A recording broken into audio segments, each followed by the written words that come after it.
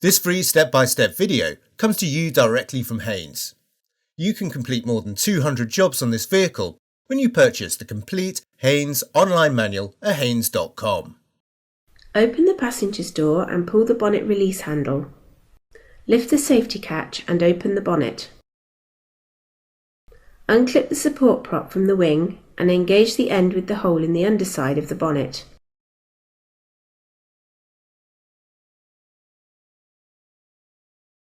Unscrew the coolant expansion tank filler cap. Place a suitable container beneath the coolant drain outlet or lower radiator hose at the left-hand side of the radiator. Unscrew the radiator drain plug, or where no plug is fitted, release the clamp and disconnect the lower hose from the radiator. Allow the coolant to drain into the container. To aid draining, slacken the clamp and disconnect the air intake hose from the throttle body. Depress the release tab and pull the breather hose from place.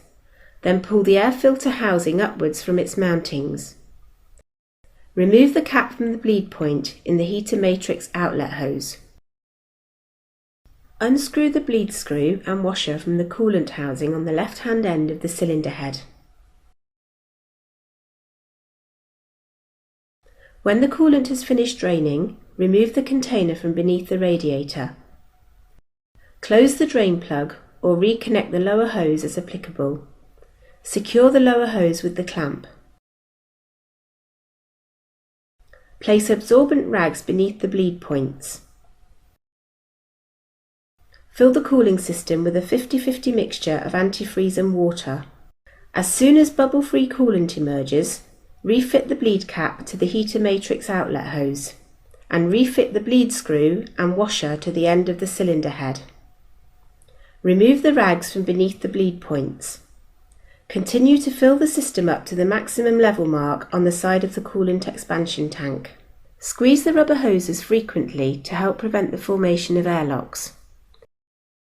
Refit the air filter housing, pressing it down into the rubber mountings, then reconnect the air intake hose and secure it with the clamp. Reconnect the breather hose. Securely refit the expansion tank filler cap. Start the engine and run it at a fast idle speed.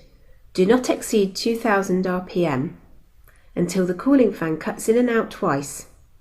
Then when the fan has stopped for the second time, switch the engine off.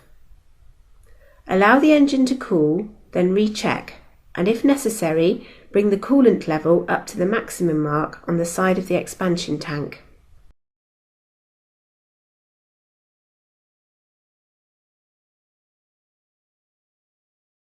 Detach the support prop from the bonnet and clip it into place on the wing.